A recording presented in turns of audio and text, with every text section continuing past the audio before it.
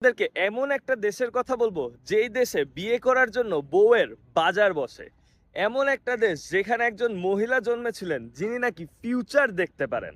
এমন একটা দেশ যেখানে ওয়ার্ল্ডের ফার্স্ট মহিলা পাইলট প্লেন চালিয়েছিলেন। ওয়ার্ল্ড ওয়ার 2-তে যখন হিটলার ইহুদিদের মেরে ফেলেছিল তখন এই দেশই ইহুদিদের বাঁচিয়েছিল। দেশটা কোনটা? কথা বলছি ইউরোপের বুলগেরিয়া। বুলগেরিয়া ইউরোপের দক্ষিণ পূর্বে অবস্থিত খুবই সুন্দর একটি দেশ। আজকে আপনাদেরকে বুলগেরিয়া নিয়ে 6টি অ্যামেজিং ফ্যাক্টস বলবো যেটা আপনারা কখনোই জানতেন না।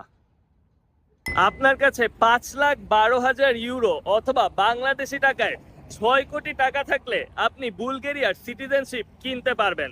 মানে টাকা থাকলেই বুলগেরিয়ার সিটিজেন হওয়া যায়। তার পাশাপাশি আপনি কোনো বুলগেরিয়ান সিটিজেনকে বিয়ে করলে অথবা বুলগেরিয়াতে 5 বছর থাকলে এখানকার সিটিজেনশিপ পাবেন। মনে রাখবেন বুলগেরিয়া কিন্তু এখন একটা ইউরোপিয়ান ইউনিয়নের আন্ডারের কান্ট্রি।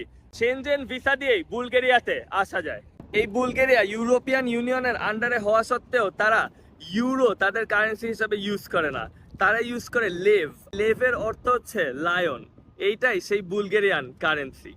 বুলগেরিয়াতে আসলে প্রচুর রোমা জাতির মানুষ দেখতে পারবেন। এদেরকে জিপসি বলা হয়। বুলগেরিয়াতে জিপসিরা নিজেদের একটা আলাদা জায়গা বানায় রাখছে। তারা না সরকারকে ট্যাক্স দেয় আর না সরকারকে কোনো টাকা দেয়। তারা জোর জবরদস্তি করে সব দখল করে রাখছে। ইভেন সরকারও তাদের ভয় পায়।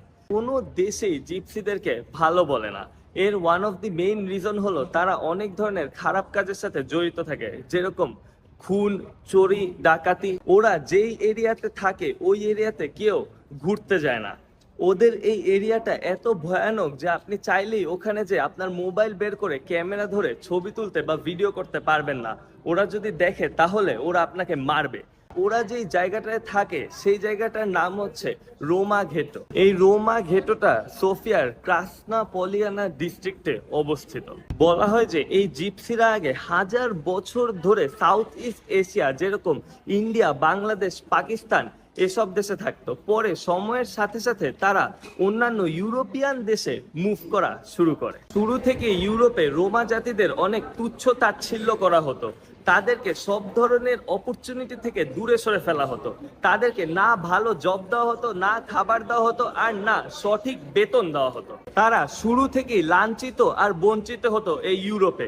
তাই তারা পরে অনেক ঘাটতেরা হয়ে যায় এবং কারেন্টলি ইউরোপে তারা ওয়ান অফ দি হেটেড জাতি। এই রোমা জাতিরা যেখানে থাকে বুলগেরিয়ার, সেখানে গেলে আপনারা দেখবেন যে এই জায়গাটা অনেক বেশি নোংরা আর সবকিছু ভাঙাচুরা। রোমা মার্কেট, স্টারা জাগোরা ব্রাইট মার্কেট হল বুলগেরিয়াতে খুবই ঐতিহ্যবাহী একটি মার্কেট। এখানে আসলে যৌতুক, টাকা পয়সা, চাহিদা, পছন্দ সবকিছুর দাম কষাকষি করে নিজের পছন্দের বউ কিনতে পারবেন। ওয়ার্ল্ড ওয়ার 2-তে যখন জার্মানির হিটলার ইহুদিদের মেরে সাফ করে দিয়েছিল তখন আলবেনিয়া, সুইডেন, ডেনমার্ক, সুইজারল্যান্ড, তার পাশাপাশি বুলগেরিয়াও ইহুদিদের সাহায্য করেছিল বিশালভাবে। এই ইহুদিদের বাঁচানোর পিছনে অনেক বড় হাত রয়েছে বুলগেরিয়ার। ফেসবুকের জন্মদাতা মার্ক জাকারবার্গের বুলগেরিয়ার সাথে প্রচুর গভীর একটা রিলেশন আছে। মার্ক জাকারবার্গের দাদা আগে ছিলেন বুলগেরিয়ার অধিবাসী। পরে উনি শেষ জীবনে বিভিন্ন রিজনসের কারণে আমেরিকাতে মুভ করেন। ওয়ার্ল্ডের প্রথম আর সবচেয়ে কম বয়সী ফিমেল ফাইটার ছিল এই বুলগেরিয়ার। ওনার নাম ছিল রায়না কাসাবোভা। উনি মাত্র 15 বছর বয়সে বালকান যুদ্ধে অংশগ্রহণ করেন এবং ওই সময়ে পুরো বিশ্বে নারীদের নাম উজ্জ্বল করেন। ভবিষ্যৎ দেখতে পারে আর বলতে পারে এরকম অনেক মানুষের কথা আমরা শুনেছি আর দেখেছি। যদিও এগুলোতে বিশ্বাস করা ঠিক না, কারণ এগুলো পুরোপুরি ভুয়া আর মিথ্যা। তারপরেও আজকে আপনাদেরকে এমন এক মহিলার নাম বলবো যাকে অনেকেই বিশ্বাস করে যে উনি নাকি ভবিষ্যৎ বলতে পারতেন। ওনার নাম ছিল বাবা ভাঙ্গা।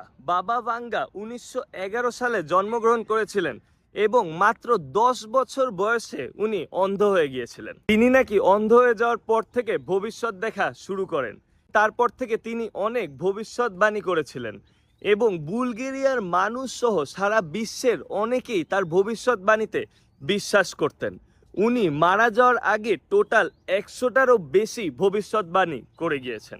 এমনকি ইন্দিরা গান্ধীর মৃত্যু কবে হবে, বারাক ওবামার রাষ্ট্রপতি হওয়া, 2004-এর সুনামিও তিনি ভবিষ্যৎবাণী করে গিয়েছেন। তার মতে 2028 সালের মধ্যে মানুষ শুক্র গ্রহে পৌঁছে যাবে, আর 2023 সালের মধ্যে ওয়ার্ল্ডের সব গ্লেসিয়ার্স ভেঙে যাবে, আর অনেক দেশ তখন পানির তলায় তলিয়ে যাবে।